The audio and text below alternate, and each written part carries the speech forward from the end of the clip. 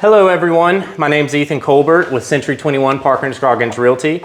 I'm here with the Grant County Gang, and we are with Carol Hollinger today, the owner of a nonprofit organization of Living Lag, and she's here to discuss her story and give us all information regarding her nonprofit organization.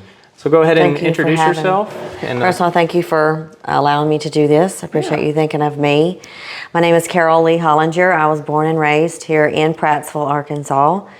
And I've always loved cats. There's pictures of that well documented. Until I was a very small child. So I've always loved cats and always had cats. And I started Living Lag. It is a registered nonprofit, and it provides educational resources and financial resources for low-income families, and also educational resources. And we help other animal rescues with their funding, should their funding get low. So that's the main thing that we do. I also foster cats. That's awesome. That's beautiful. So what got you to elaborate a little bit on that? I was looking at digging and looking at your website, and the Living Lag, you state, is a charity, like you just discussed, provides financial assistance and education resources for pet owners while also supporting rescue organizations. Living life after Gregory, end quote. So can you elaborate on that a little bit and explain like what this Living Lag or life after Gregory it means, and how it kind of initiated this whole nonprofit that you started? Yes, I'll be happy to. Living Lag, like you said, stands for Living Life After Gregory. Gregory was my cat. He lived to be 20 years old. I got him when I was 19. And I still lived at home, so I had him my entire adult life for those 20 years. So when he passed away, it was very, very sad. And for most of that time, it was just me and him. And when he died, my dad came and we buried him on my dad's property, and we were just talking on the way back from burying him, so I don't remember a lot about it because it was extremely sad. Yeah. And my dad made a comment. I could actually take you, it was just right up the road from here. I could take you to that exact location where he said it. He just went something, I said something about what I'm gonna do now, you know, in my life, and I had him for so long, and he was everything to me. And my dad made the comment, well, now you're Living Lag. Yeah. And it just sort of popped out of his head. Yeah. And that just kind of stuck. It just stuck. Yeah. He doesn't know why he said it really, but it was, it's amazing Living how Lag. little things like that are what create, you know, these whole organizations, or just small little seeds and ideas like that are just what turn, you know, everything into an adventure like this. Right. So, and hopefully something that can benefit the community in some way and change the world in some sort of way. So that's awesome. And that's, you know, my condolences to Gregory, of course. Yeah. I think we all hold pets that are dear to us. And on the segue, so we don't, you know, get sad. Yeah. The thing I wanted to discuss that you had talked about on your website, under the category of pet health, there is a few things that you specifically hit on and convey to, you know, the local public and population that they may not know. Can you hit on some of those topics, like the declawing and as well as spaying and neutering? Like, what are some of those, you know, the important parts and components to that? Right. Those are very, very, very important. Number one, spay and neuter. According to the ASPCA, this year 530,000 cats will be euthanized. 920,000 dogs will be euthanized in the United States. That's a lot. And that's just the United States. Yeah.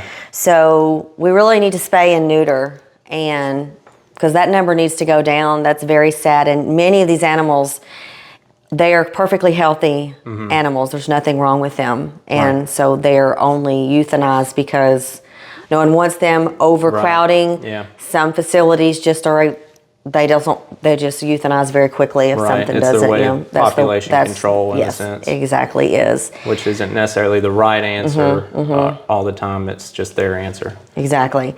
And for cats, for spaying and neutering, besides just for the population, you know, male cats, if you have them in the house, they don't spray. Right. If you get them neutered when they're young.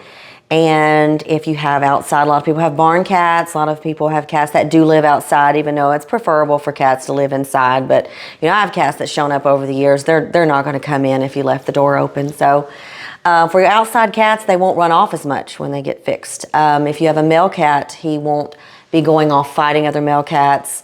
Male cats, other unneutered male cats won't be coming to your property trying to fight your cat because he's not fixed as well. So there's just many, many benefits to spaying and neutering. Also, for the declawing, what people don't seem to understand is some states have actually outlawed it, so that should tell you something if some states aren't even doing it. But what people, you know, you're not having your fingernail removed. I mean, you're amputating your cat for all intents and purposes, right? And they can't get away, they can't fight, and a lot of times that's their natural as a cat, is to have that claw, and many times that makes them aggressive. Even as a house cat, they'll become biters, right? Because they've lost their removed an identical feature for right. them. So a lot of times, if it doesn't go well, if a declaw does not go well, there's lots of resentment and everything going towards the owner. And then also they have physical. They can have damage, and a lot of times sensitivity, and they won't like to use litter boxes. That's very abrasive, the litter. So now you have a cat that won't use a litter box. Right. So what are you going to do then? Yeah. So there's just a lot, and some things are just very, very simple. You see cats, my cats will just get like a little goopy eye. Well, there's a cream you can get for $14 from Amazon. Just, it'll help with their eyes. So there's many things that you can do for your pet's health. Does not require thousands of dollars in expensive vet bills. Just little simple things. So I just try to inform and help in every way. Okay. Awesome. Well, you've already talked a little bit about it. Can you describe in a step-by-step process, I guess, on what your organization does and how exactly are you helping in the local population and their cats? Okay. Essentially, just. Well, like I said, I foster and meet some of my available cats for adoption soon if they'll cooperate. So I foster. I try to encourage other people to foster. And I also feed some feral colonies in the area. So we had someone pass away that had some cats, and we're still trying to allow them, because feral cats, when they're grown, they're going to remain feral. And try to feed foster population and help them as best as we can.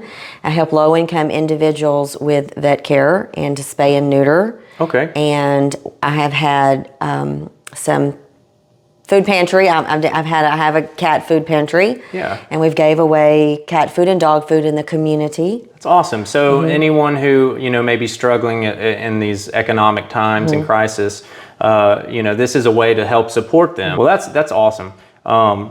I'm really, really happy to be able to see and get to meet people like yourself in the community that, it's just exciting to see their own individual adventures like this, and the intent behind things such as Living Lag and the organization it's just awesome. What does the future hold for your organization? What are you looking to do? Are you looking to expand in any way? Are you are you going to make some changes with the organization? Can you elaborate on that a little bit on what the future holds? Yes, sir. We do hope to expand. I am actively looking for a sanctuary, and I do think I have found the location. Awesome. Cool. I'm also actively looking for maybe a secret sanctuary to have a feral colony. And where would this sanctuary need to be? It would need to be in Prattsville, where I live, because I'll need to keep a watch on it. And that will be, if you do or when you do secure that or get provided that, will you update that, of course, on your website as well as the park bench to let everyone know? Awesome. Yes, because we want people to come in and hopefully meet some cats to adopt, and we'll be looking for volunteers and that type of thing. And so I'm excited about getting a sanctuary. And also, hopefully soon, I would like to start petitioning some lawmakers, and I'd like to be an activist, because we have Arkansas's no spay and neuter laws. We're one of the worst states as far as overpopulation. Yeah, and the cats. Right, and the dogs. So I've seen them. I mean, it's very common to see them around just out in the yards. Right. I mean, they used to wander all around at my old house, and they were of course feline, and I would have to trap them because there was no way to catch them, and then try and relocate them or or give them to someone who may, you know, benefit from it. Right. Or just have, you know, animal control come out. But then again, like you'd said, there's only so much you can do. So this helps, because if you give them to animal control, well, you just said 500,000+ are getting euthanized. I mean, so can you tell me where you're originally from? Prattsville. From Prattsville? I moved to the next town over for a few years, Toll. So so I've always been in Grant County. And I mean, what's attracted you or just left or kept you here? My family. Yeah. And this is where I know, because I do not like the weather here. And but you're just familiar with it, and that's I mean, it's home. That's home. My family's here. So now all my cats are part of the family too. All my cats are here. I don't think you can move 8 cats at this point anywhere. I don't think they would like it. That's for sure. Exactly. So well, all right. And what drives you to do what you do? What's motivating you to continue doing this? Well, basically my cat Gregory, you know, like I said, he was everything to me, and he was wonderful, and I just would like to give other cats and dogs and pets a wonderful life, and so they can be happy the way I feel like Gregory was happy and spoiled for his 20 years. And also, if I could bless people, so every cat that I adopt out, I think maybe someone's getting their Gregory. Yeah. And their lifelong friend, and so, and there's awesome. there's a definite need, because a lot of pets need families and they need to be loved. Of course. And also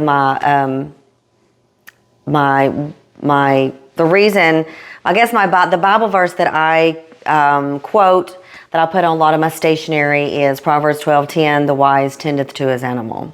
Oh yeah, that's very true. It's a very good proverb. It is, and I believe in that wholeheartedly. So anyway, so we'll go back on, ask you the last few questions, and then let you get on your way. So what are your greatest challenges?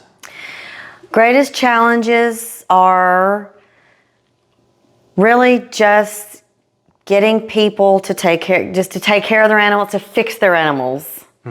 And I need volunteers. I need people that would step up to be fosters. And we need financial donations and help with fundraising, really everything. Okay. So. And would you say that that's some of the things that the public doesn't know? And is there anything that you would like to tell the public that they may not know about your organization that you would like them to know? Yes, if they're willing to foster, they can do that, and they do not have to themselves pay for the cat chow, the vet care, the treatments, and all of that, all that. They don't have to do that. That if they just foster, that will be supplied for them. So all they just have to do is donate their time and love for an animal. Right. Awesome. Well, thank you so much. Can you give any of your credentials or ways to get in contact with you in case you have, any of these loving people that have questions for their animals, and ways to get in contact with you? Absolutely. My website is livinglag.org. Livinglag.org. Yes. We'll put that on the screen, of course. Right. And I do my own website, so it's not the best, but I'm working on it.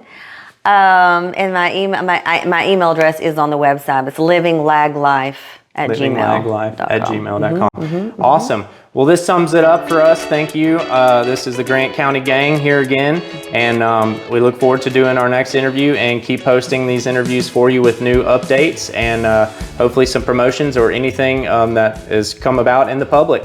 So I appreciate it. Have a good one. Meow.